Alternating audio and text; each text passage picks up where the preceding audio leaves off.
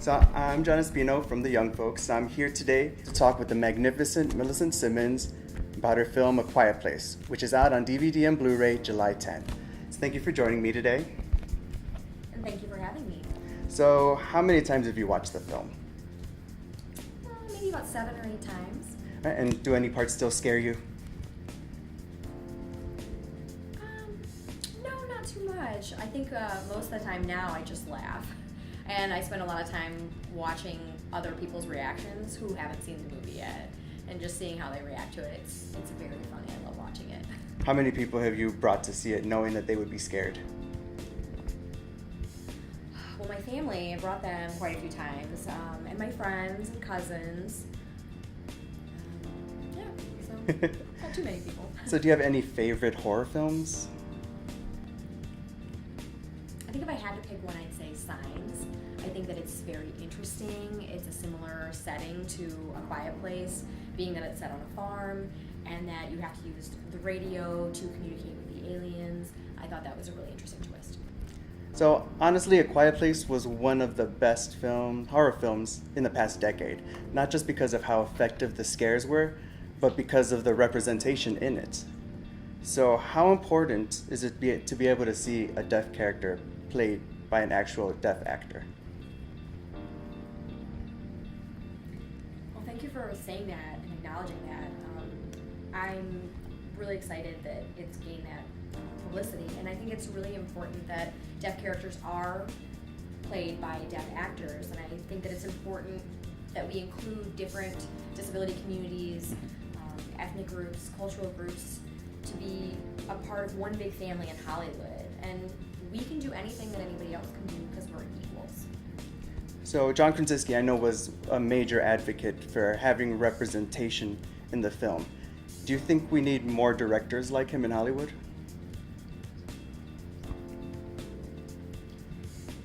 Yes. John hired ASL interpreters, deaf coaches, and mentors to help with the cultural aspect of the film, and it was really incredible that he was motivated to learn more. And I think that it's important that other directors just have more awareness, so maybe they can take advantage of all of those opportunities to create more authenticity, and the audience would have more buy-in. I think that would make a film more interesting. So what do you look for when choosing a role? Well, I think that if I could choose something, I'd love to pick a villain for my next role. I think that somebody evil would be kind of fun. So kind of maybe in a superhero genre? Maybe. I like that idea. Let's get working on it. Yeah, thanks. So aside from that, any other specific roles you'd love to play during your career?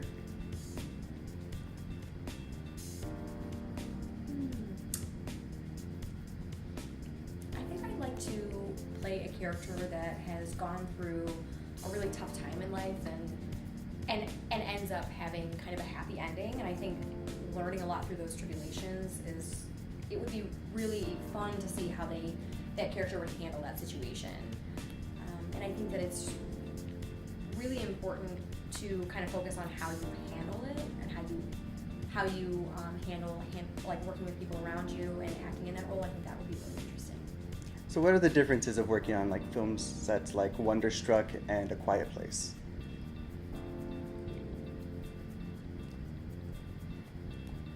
There were a lot of differences.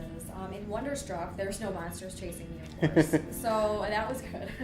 But in Wonderstruck, it was set in the 20s. It was in a different time. There were more people around. Just to see the different kind of fashion trends in the buildings, it's quite different than what it is today. So it was really interesting and fun to see that. I had the opportunity to work with some amazing people like Julianne Moore, Michelle Williams, Todd Haynes, and everybody on Wonderstruck was amazing. A Quiet Place was a little more isolated. We had a smaller cast. We felt a little bit more connected with each other, and because it was a horror film, we were going through this challenge as a family together. I was fortunate to make a really great friend, Noah, during the filming, and that was really great. Awesome. Well, thank you so much for joining me today. Well, thank you so much for everything. And don't forget to catch A Quiet Place out July 10th on Blu-ray and DVD.